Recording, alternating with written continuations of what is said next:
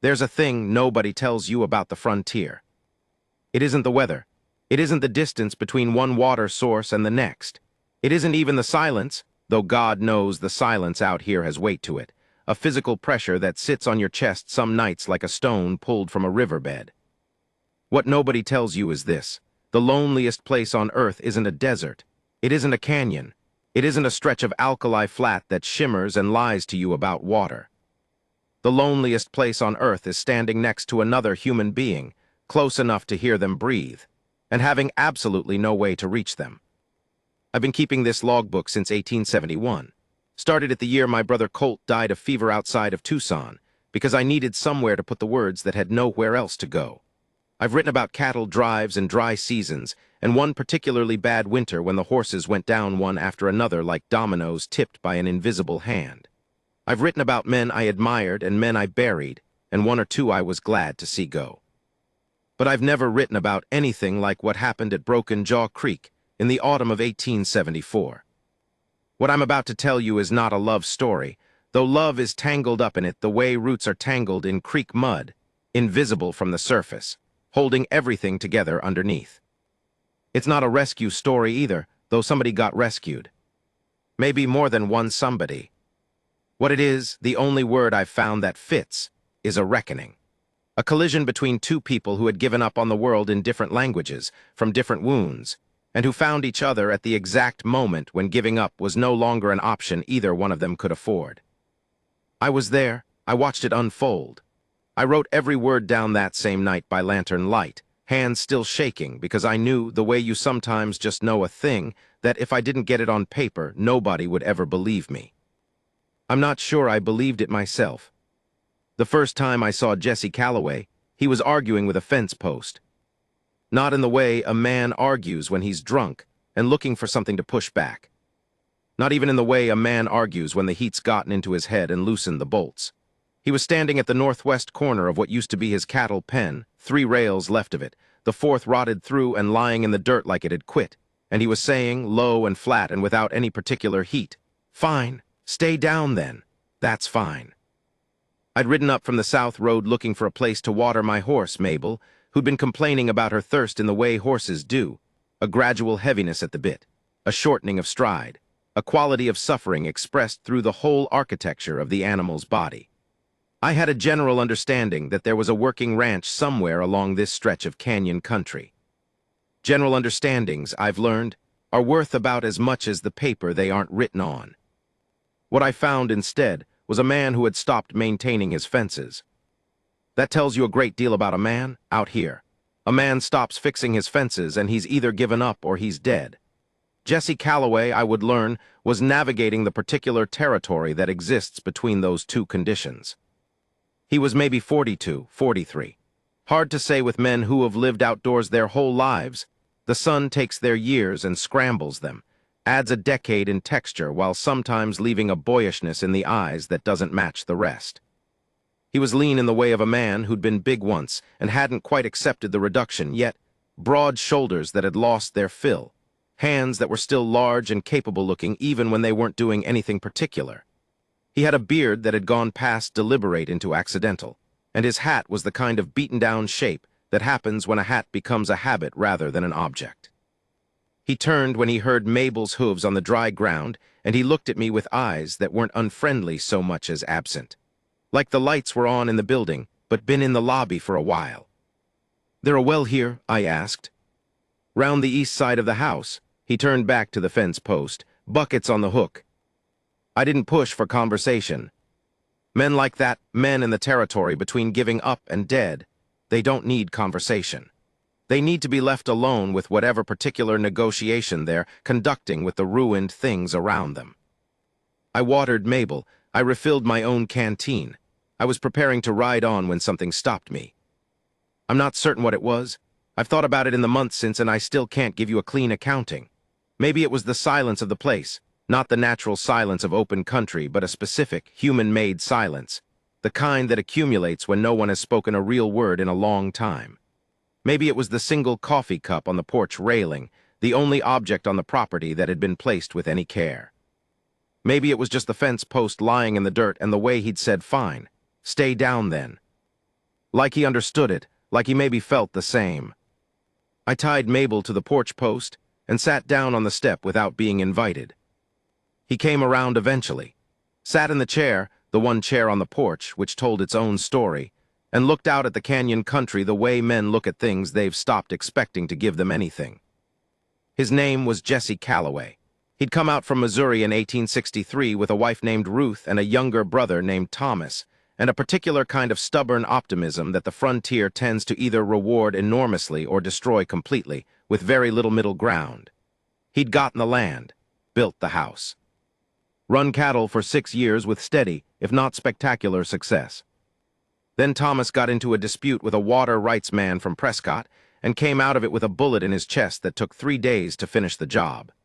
Then Ruth got the fever, the same fever that had taken my brother Colt, the one that moved through settlements that year like it had a schedule to keep, and she was gone in 11 days, and Jesse Calloway had been on this ranch alone for 14 months. He told me this the way a man recites facts he's memorized for a court proceeding. Nothing in his voice. Nothing performed about it either. Not the false flatness of a man suppressing emotion. Just the genuine emptiness of a man who'd already done all his feeling and had come out the other side into a country with nothing in it. "You're not running cattle," I said. "No. What are you running?" He was quiet long enough that I thought he'd decided not to answer. Then he said, "Time." I wrote that down that night, running time, because that's exactly what it looked like, a man who'd found that the primary activity available to him was simply the passage of days. Getting through morning, getting through noon, getting through the particular cruelty of dusk, which on the frontier comes in colors too beautiful for a lonely man to look at straight. I would have moved on the next morning. That had been my intention.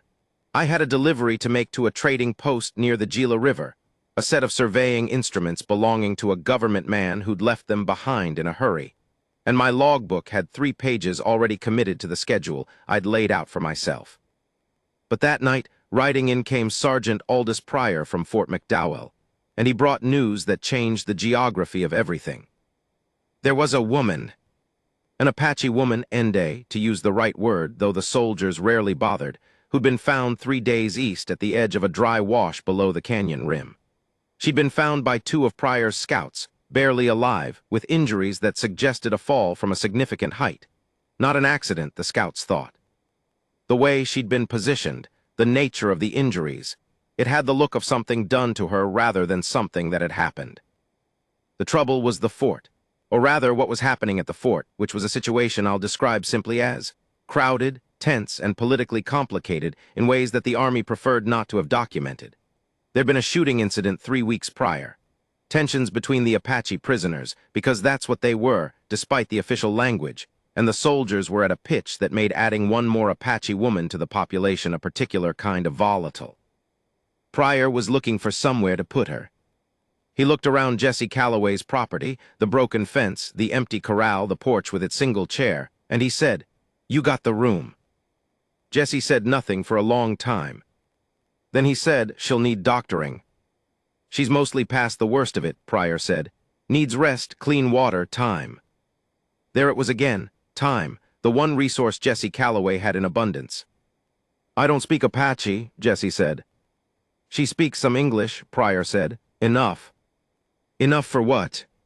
Pryor put his hat back on and gathered his reins. "Enough for the things that matter." He left her the next morning. She came in a wagon driven by a private who didn't look old enough to shave, and she sat in the wagon bed wrapped in a blanket that had seen better decades, and she looked at Jesse Calloway's property with eyes that I can only describe as calculating. Not afraid. Not resigned. Calculating, taking in the broken fence, the empty corral, the single coffee cup on the railing, and making assessments. Her name, as she would eventually tell us, was Natan, which translated, approximately, she said, with a particular tightening around the word approximately that suggested translation was a violence she'd grown accustomed to as something close to she who carries water. She was perhaps 35.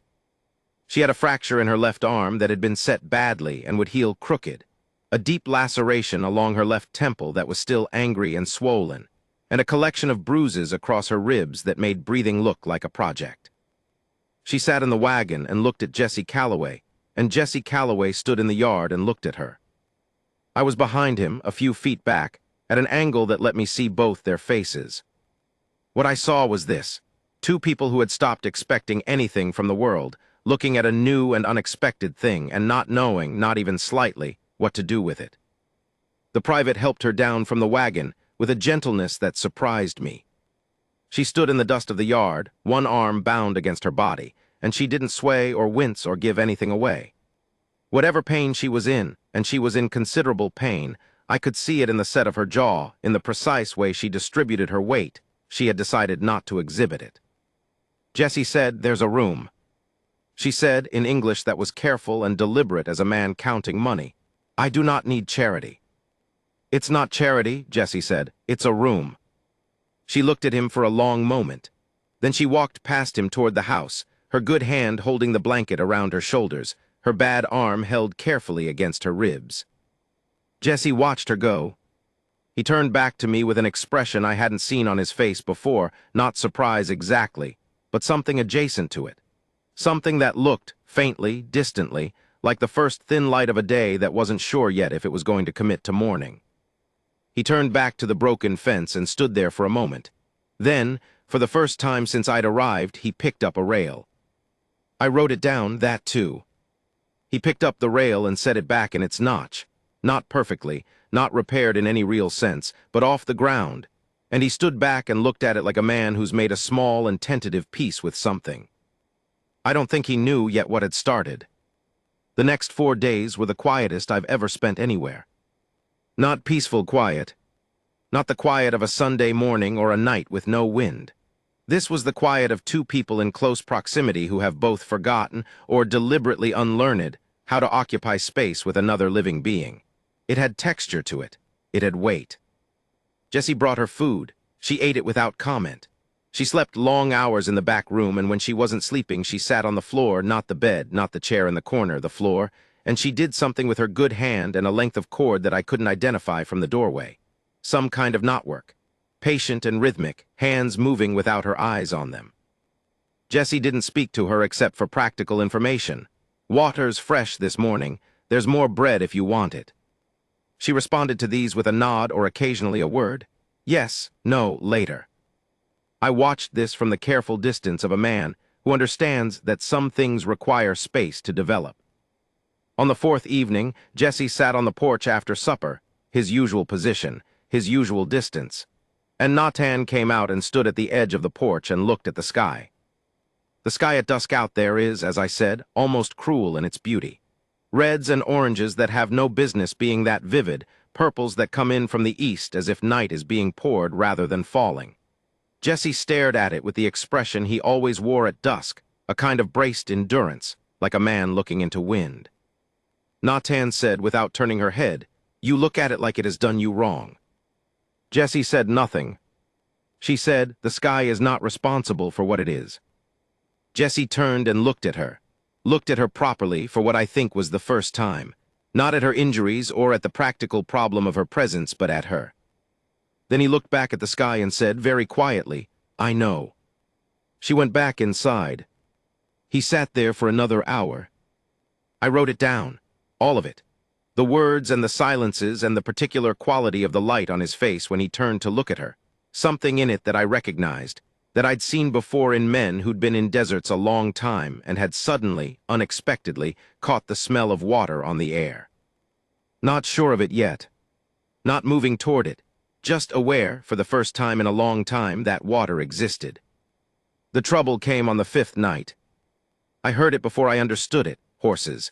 Moving fast on the South Road, more than 2, the particular percussion of men who aren't trying to be quiet because they've decided they don't need to be. I came off my bedroll in the barn with my hand on my rifle before I was fully awake, which is either good instincts or bad nerves, and I've never determined which. By the time I got to the porch, there were 3 men in the yard. I didn't know their names then. I learned them later, Hector Graves, Billy Doone, and a man everyone called Pock whose actual name I never got. They worked, if that's the right word, for a cattle syndicate operating out of Tucson that had been engaged for some time in the systematic acquisition of Apache land, through means that the law was either unable or unwilling to examine too closely. They'd heard about the woman. Word travels on the frontier the way water does. It finds every crack, every low place, every weakness in the ground. Someone at the fort had talked. Someone at the trading post where the private had stopped for supplies. Somewhere a mouth had opened, and now these three men were in the yard with the particular ease of men who'd done this kind of thing before and expected it to go smoothly. "We're here for the Apache woman," Graves said. He said it the way a man orders a meal, without heat, without apology. A plain statement of business. Jesse stood on the porch and said nothing. "She's not here of her own choosing," Graves said. "We're remedying that. I want to be careful here about what I tell you, because I'm aware that some of what happened next exists at the edge of what I can fully account for. I was positioned in the barn doorway. My angle wasn't perfect. The dark was imperfect. What I know for certain is what I saw and what I heard. What I saw, Jesse Calloway standing on his porch without a weapon visible, facing three armed men and not moving. What I heard, Jesse say with that same flat absence of tone that was apparently just his natural register. She's here. She stays." Graves tilted his head. "I don't believe that's your decision." "It's my land," Jesse said. "That makes it my decision." "Your land?" Graves looked around the property, the broken fence, the empty corral, with the particular contempt of a man who's decided that someone else's diminishment is his business. "Man's barely holding this place together." "I'm holding it," Jesse said. And there it was, something that hadn't been in his voice at any point since I'd arrived. Not anger, it wasn't anger exactly. It was something older than anger, something that sits underneath anger and feeds it from below like groundwater. It was claim. It was mine. It was a man who had spent 14 months running time, suddenly finding something worth defending. I don't think he knew, until that moment, that he was going to do it. I don't think she knew either. She'd come to the window, the one off the back room that faced the yard at an angle, and I could see her there, a shape in the unlit interior, watching, not hiding, watching. And her face, in the thin moonlight that reached her through the glass, her face had something on it that I don't have a precise word for. Not gratitude, not surprise, something more complicated than either. Something that might have been the female equivalent of what I'd seen on Jesse's face at dusk, that faint, uncertain awareness. That distant smell of water. The standoff resolved the way most standoffs do in my experience, which is to say, imperfectly, inconclusively, and with debts left unpaid. Graves decided that 3 men against 1 man on his own porch in the dark wasn't the clean transaction he'd imagined. He said something about coming back and having a proper conversation in daylight. He said this isn't finished. He said you're making an error you'll feel. Then they rode out. Jesse stood on the porch until the sound of their horses was completely gone. Then he sat down in his chair, not abruptly, not collapsing, but slowly, carefully, like a man who isn't sure his legs are going to cooperate. I came out of the barn. I sat on the porch step. For a long time, neither of us said anything. Then the door opened and Natan came out and stood in the porch doorway. That good hand holding the cord she'd been working, that bad arm against her ribs. She looked at Jesse for a long moment. She said, "You did not have to do that." Jesse said, "I know. They will come back. I know." She was quiet. Then she said, and I'm writing this exactly as she said it because I've gone over it in my head enough times that I have it precise. "You are a man who has stopped living in his house. You walk in it. You sleep in it, but you have stopped living." Jesse looked at her, said nothing. "I have seen this," she said, "in people who have lost what held them in place." I waited. The night was very still. One of those frontier nights where the stars seem closer than they have any right to be, and the canyon country below is a vast and patient dark. Jesse said finally, very quietly, "What held you in place?" She looked at him for a long moment. Then she went back inside. I wrote it down, every word. And I sat there on that porch step, and I looked at the sky going on forever in every direction, and I thought, something is starting here. I don't know what it is. I don't know where it goes. But something is starting. I've been keeping this logbook long enough to know that the entries that matter most are never the ones I think will matter when I start writing them. The night after Graves and his men rode out, I wrote 3 pages. Most of it was what I expected, the confrontation, the tension, what was said and how, the shape of the dark and the way Jesse's voice had changed when he said I'm holding it. That part I got right. I thought I was documenting a conflict, a territorial dispute, a stand. What I didn't write, what I couldn't see yet, was that the real story hadn't started with 3 men on horses in the yard. It had started earlier that evening before they arrived, when Natan had come to the porch and said, "You look at it like it has done you wrong." That was the first word of the real story. I was just too slow to recognize it. I stayed on at Calloway's ranch, which had no name, I noticed, which struck me as a particular kind of detail worth noting, that a man had cleared land and built a house and run cattle on a piece of ground for over a decade, and had never named the thing, for reasons that I told myself were practical. I told myself Mabel needed another day of rest. I told myself the Gila delivery could wait. I told myself a great many things in my logbook that I mostly believed. What I believed less was that I was staying, because something was happening here that I didn't want to miss. The morning after the confrontation, Jesse was up before light. I heard him from the barn, not loudly, just the sounds of a man moving through the house with purpose, which is different from the sounds of a man moving through a house out of habit. I heard the clank of a bucket and the groan of the well crank and the particular sound that fire makes when it takes in dry wood quickly. He was making breakfast. I don't mean this as a small thing. I had been here 4 days. I had seen Jesse Calloway consume food in the way a man takes medicine, because it has to be done, not because he wants to, not with any particular attention to what the food was or whether it was ready. He'd eaten standing at the kitchen bench twice, sitting in the yard once, and I honestly couldn't tell you what any of it had been because neither could he, probably. This morning he was making something that required sustained attention.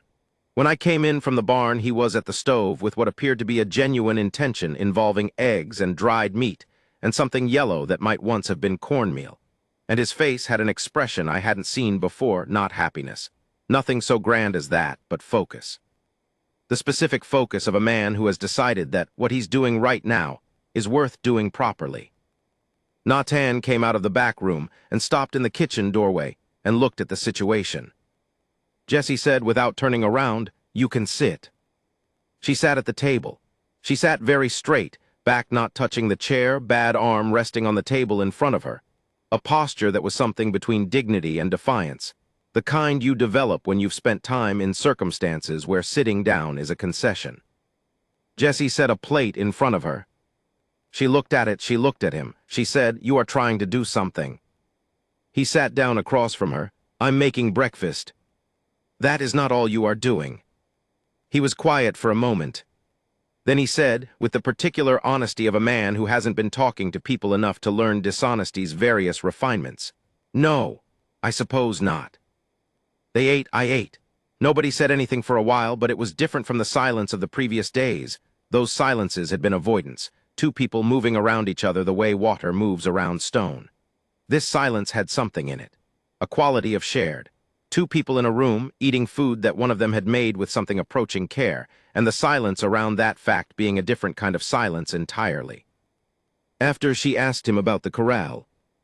Not chattily, not as conversation, Natan. I was learning didn't do things chattily. She did things with a directness that I could only describe as efficient. She was a woman who had learned, through whatever particular education the world had given her, to put nothing into words that didn't need to be there. "The corral posts," she said. "The 3rd one from the gate has rot at the base. If you dig 4 inches down, you'll find where the wet got in." Jessie looked at her. "I watched you walk the fence line yesterday," she said. "You stopped at that post twice, but you didn't dig." "How long have you been watching?" "Since I arrived," she said, simply, as if it required no explanation, which I thought it didn't. A woman in an unfamiliar place, injured and outnumbered and dependent on the goodwill of a stranger. Of course she'd been watching. To not watch would have been reckless. Jessie said, "The rot goes all the way down. Post needs replacing." "You have timber in the back shed. I saw it when I walked out yesterday morning." Jessie was quiet again. That quality of quiet that I'd started to understand as his particular form of processing.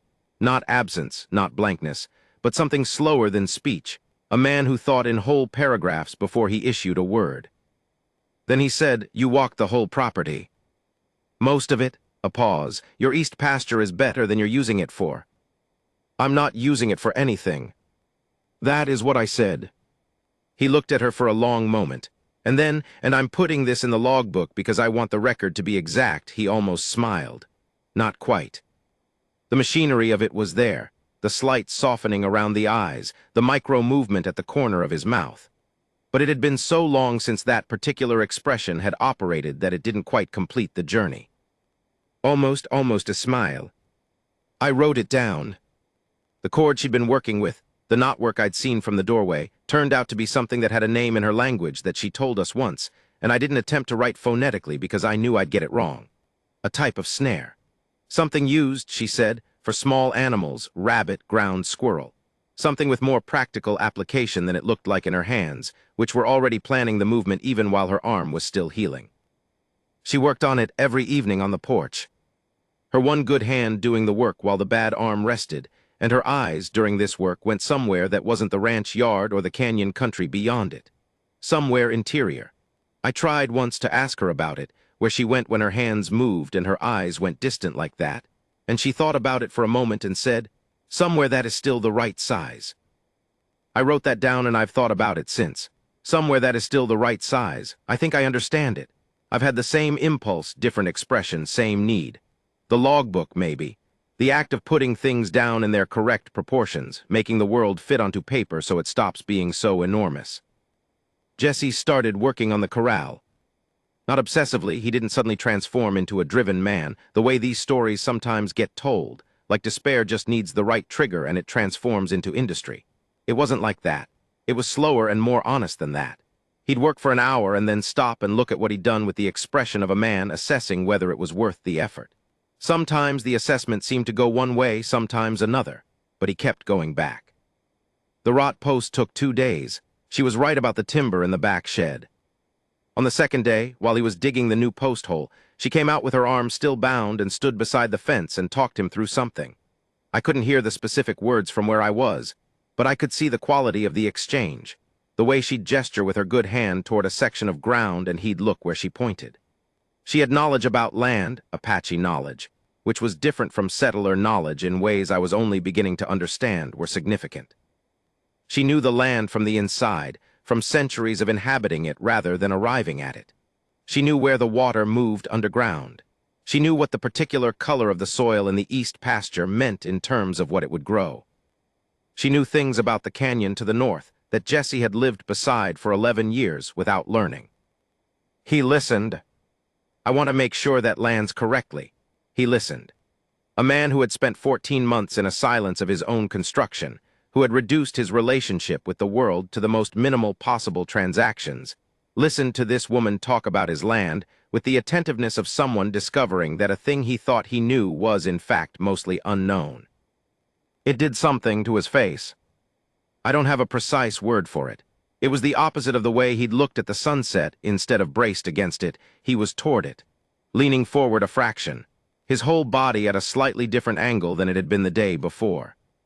She caught him looking at her once during one of these exchanges, and she held the look for a moment, not long, not dramatically, and then continued what she was saying without acknowledging it, as if eye contact were simply a unit of communication, practical and without ceremony. I wrote, I think they are building something. I don't know what yet, neither do they.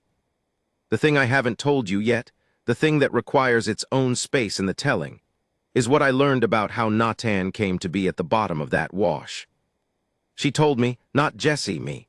This was on the 3rd morning I was there, when Jesse had ridden out to the eastern boundary to check something she'd told him to check, and she and I were alone on the property for the first time. She came out to where I was mending one of my saddlebags, sat down on the fence rail nearby with the careful movement of someone whose ribs were still announcing themselves, and said without preamble, "You write things down." "Yes," I said. "You have been writing about us." It wasn't accusation. It wasn't complaint. It was a statement of fact delivered with the same efficiency as everything else she said. "I have," I said. "Then I will tell you something true," she said. "So the writing is not only your imagination of us." Her story came out in pieces, over about 2 hours, in the way things come out when the language isn't the speaker's first, and the memories being spoken are ones that have weight. She'd had a husband, had is the wrong tense, had implies the past ended cleanly, but she used the word without elaborating, and I didn't press. She'd had a daughter, 6 years old.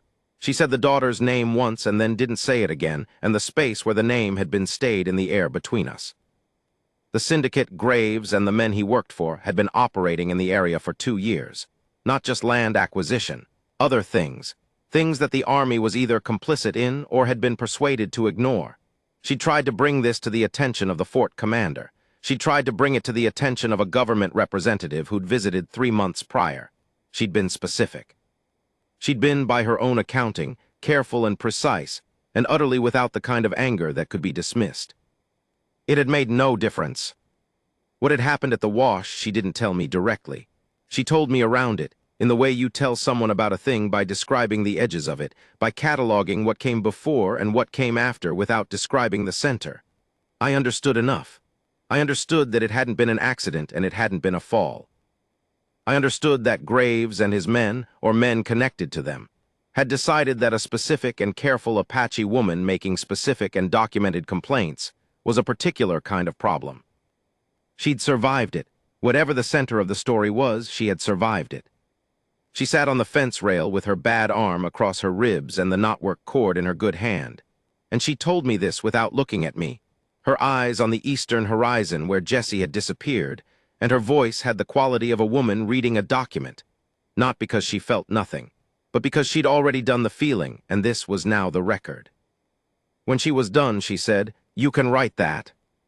"I will," I said. "Write it correctly," she said. "Not as a tragedy. Tragedies make the audience feel and then stop. I do not want the audience to stop." I looked at her. This woman, 35 years old, ribs fractured, arm healing crooked, sitting on a broken fence rail on a stranger's property, giving me instructions about the moral purpose of written records. I said, "What do you want them to do?" She looked at me for a moment. "Remember," she said, "and be troubled by the remembering." I wrote it down, every word. Jessie came back from the east boundary in the early afternoon, and there was something different in the way he rode in not urgency but purpose. He'd found what she told him to look for. There was water, he said. Underground, fed by whatever was happening in the canyon geology, closer to the surface than he'd realized.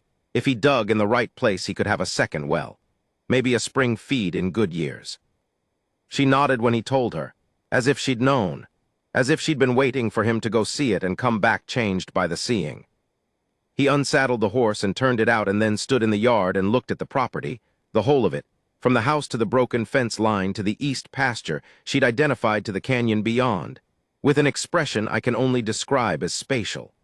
Like he was seeing the dimensions of the place for the first time. Like the land had, in the last few days, gotten larger. He said, not looking at her, "You know this kind of country." "Yes," she said. "You know it better than I do. Not defensive, just observational." "Yes," she said. He was quiet for a long time.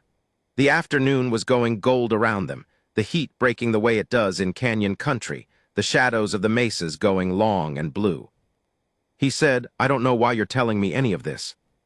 She was quiet, long enough that I thought she decided not to answer. Then she said, "Because you held the porch." He looked at her. "3 men," she said. "You held the porch." A pause. "I have not seen that in a while." He looked away, looked back, said very quietly, "I don't know if I did it for the right reasons." "Reasons come later," she said. "First there is just the action." The sun was going lower. The sky was doing that thing, that criminal beauty, and Jessie was looking at it differently tonight. Not braced, not enduring, something else. Something that I wrote down with a particular care because I didn't want to get it wrong. He was looking at it like he expected tomorrow. Small thing, enormous thing. I know the difference. I'll tell you when the proposal happened. It was 17 days after Natan arrived at Calloway's ranch, which still had no name, a fact that was about to become relevant. And it was a Tuesday, which I know because I had begun marking the days again in my logbook, which I had stopped doing somewhere around the 2nd week because the days had stopped feeling like they needed distinguishing. But first I have to tell you about the 11 days before, because the proposal doesn't mean what it means without them. Jessie fixed the fence. All of it. I don't mean just the northwest corner and the rot post. I mean the entire perimeter fence of the cattle pen, which amounted to roughly 400 yards of rail and post work that he'd been letting decline for the better part of a year. He did it methodically, working from the northwest corner clockwise, spending time at each post that needed attention, replacing what couldn't be saved. He worked alone, mostly. Natan watched from a distance the first 2 days, sitting on the porch with the knotwork in her good hand, or standing at the east edge of the property where her arm allowed her to stand comfortably, and she'd offer something occasionally. Not instructions, exactly. Observations.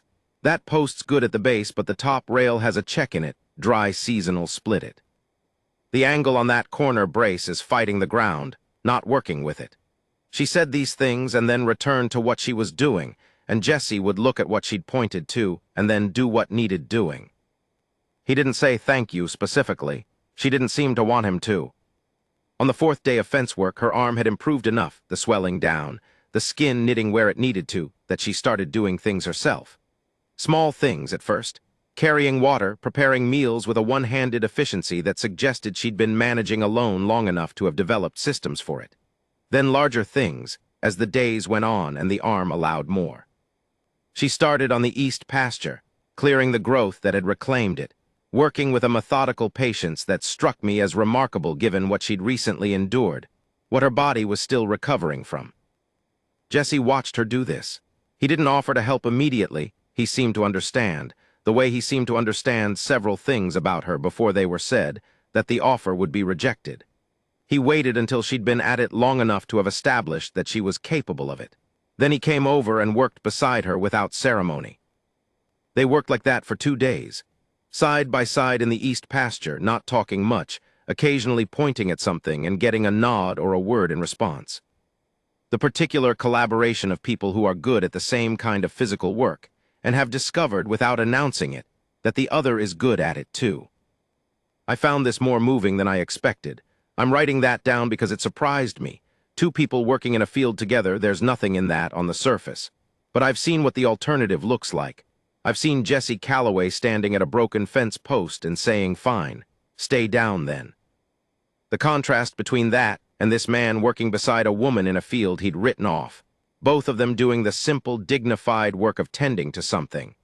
I couldn't be in the presence of it without feeling the full distance that had been traveled. Graves came back on the 9th day. This time he came alone, which I hadn't expected, and in daylight, which I also hadn't expected.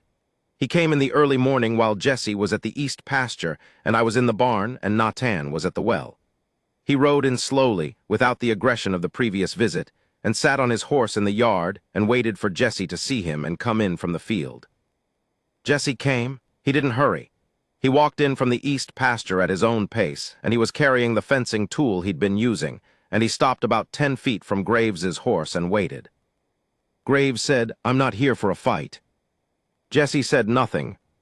"The woman," Graves said, "I'll be plain about it, she's made reports. To the fort, to the government man, to anyone who'd listen. Those reports have caused complications for certain business arrangements." "I imagine they have," Jesse said. "She stays here, she keeps making reports. She keeps making reports, those arrangements get more complicated." Graves looked at Jesse carefully. "You've been here long enough to understand how business works out here." "I've been here long enough," Jesse said. "What we want," Graves said, "is for her to go back where she came from, not hurt, not harmed.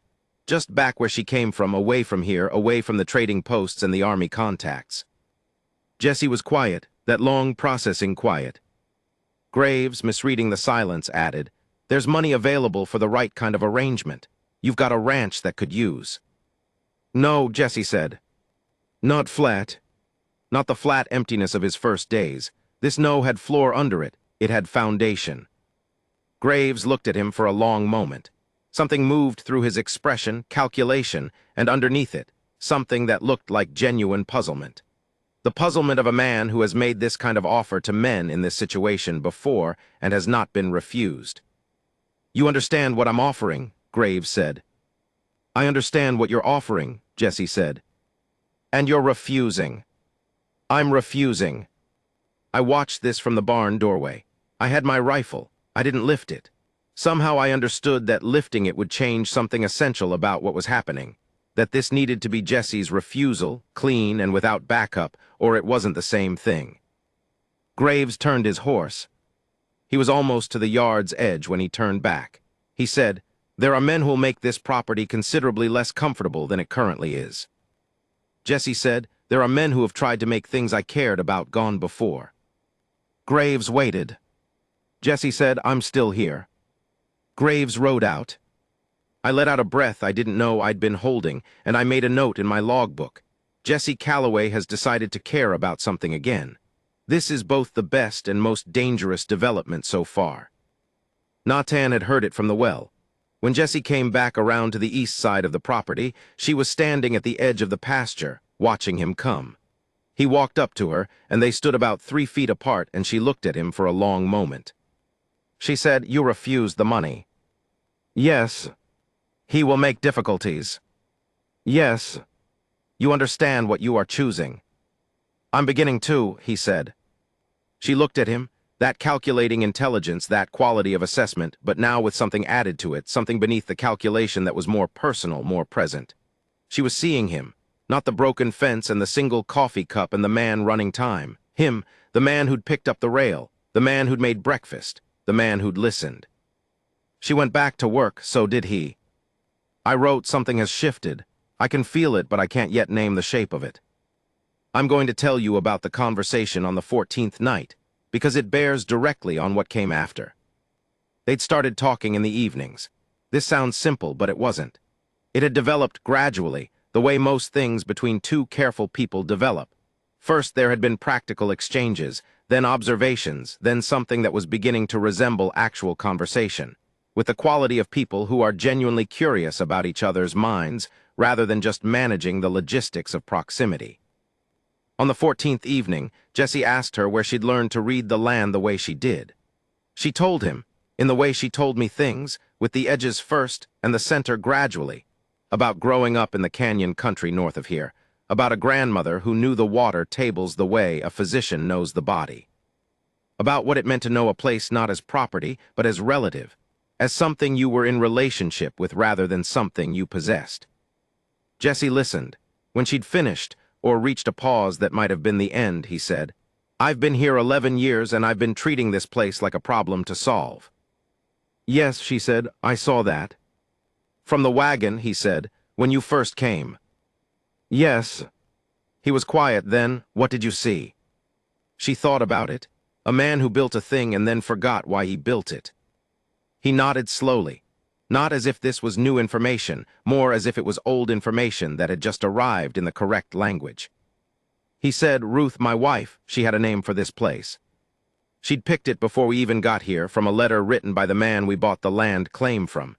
He described the particular sound the wind made through the canyon to the north, called it a singing sound." He paused. "She called it the singing place." I held myself very still in the doorway behind them. I don't think either of them knew I was there. Natan said, "That is a good name." I stopped using it when she died. Didn't feel like mine to use. He looked out at the canyon. Or like any name belonged on a place I was doing as badly by as I was doing by this one. She said, "You could use it again." He said nothing. "A name is not an achievement," she said. "It is a direction. It tells the place what you intend." He looked at her.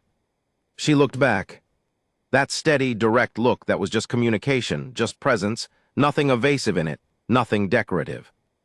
He said very quietly, "The singing place." She nodded once. I went back to the barn. I sat in the hay with my logbook and I couldn't write for a while, which almost never happens.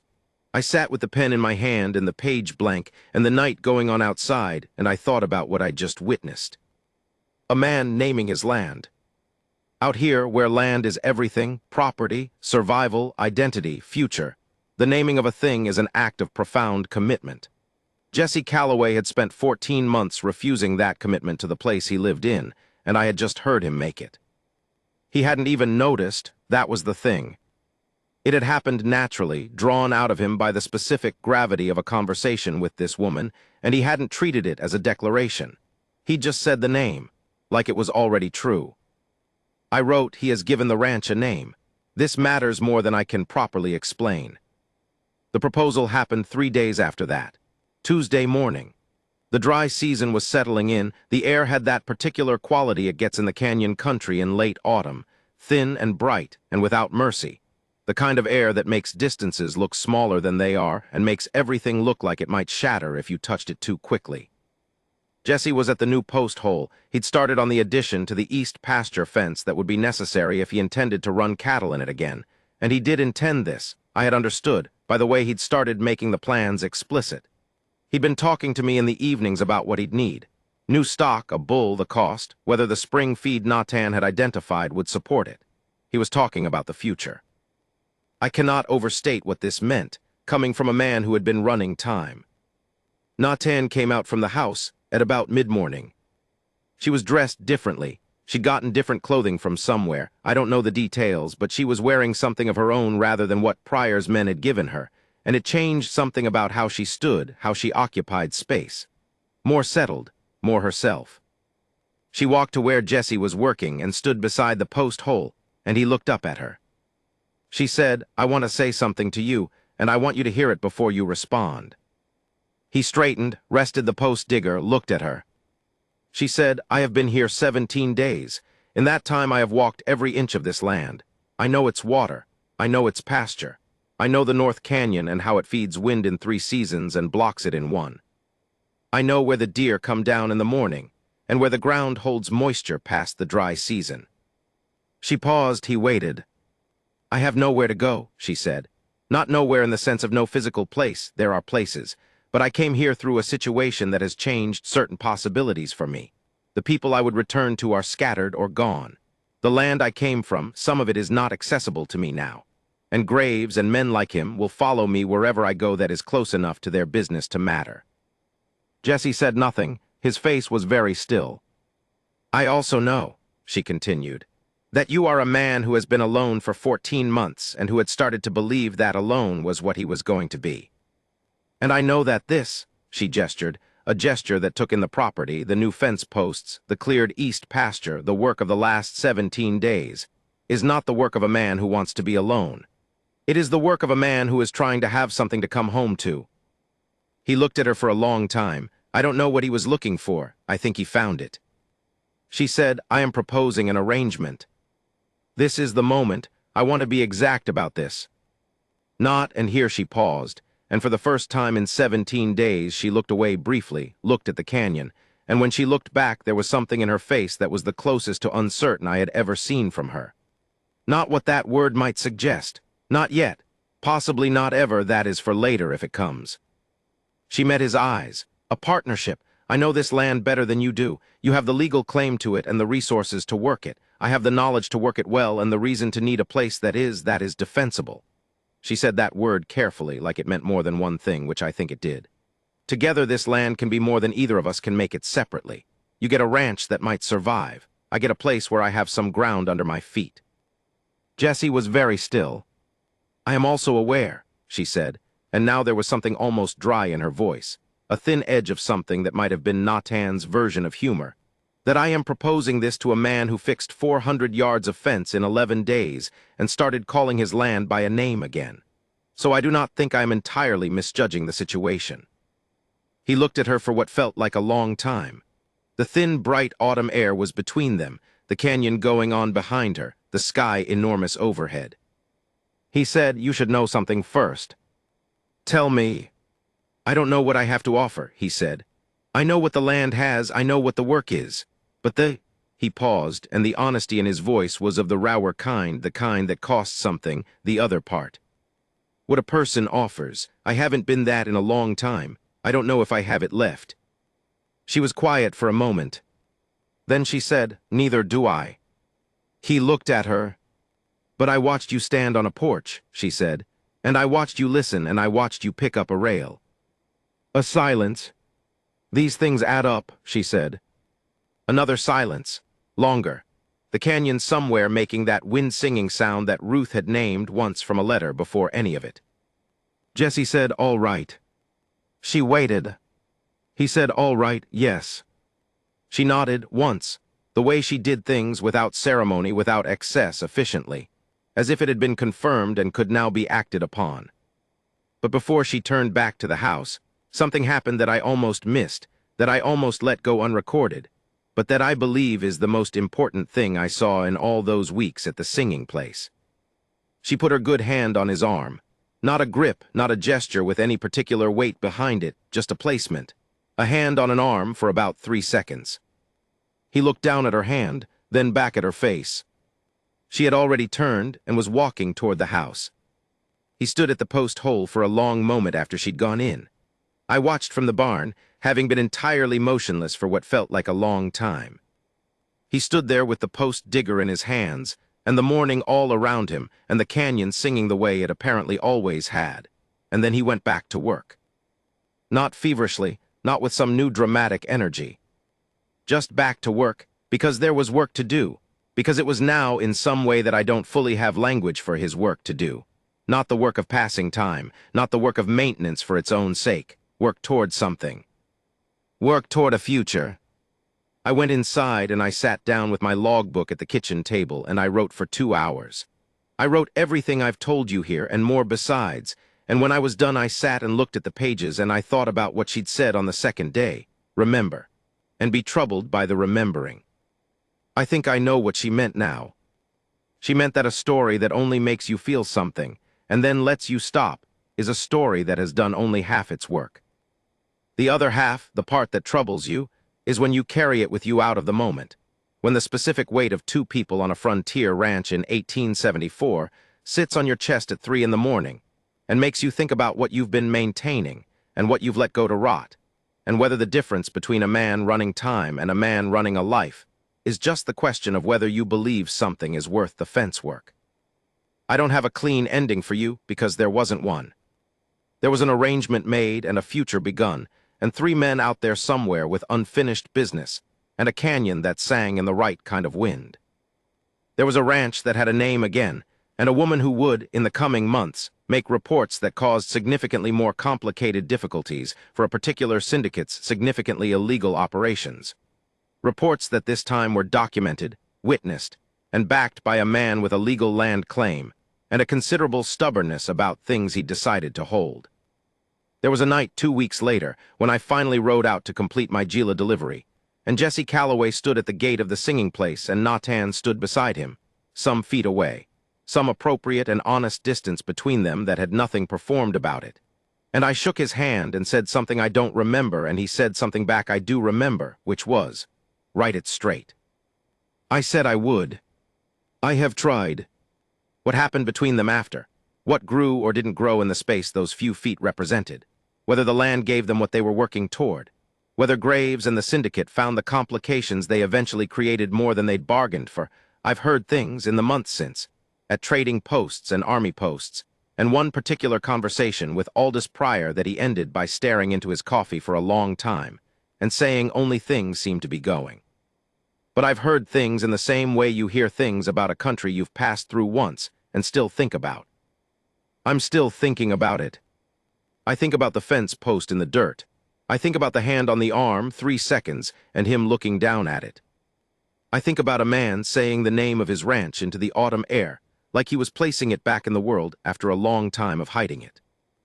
I think about a woman with a broken arm and nowhere to go, sitting on a porch rail and looking at a man who'd stopped living in his house, and deciding, with the particular mathematical courage of a person who has already survived the unsurvivable, that this specific broken-down thing might be worth proposing to.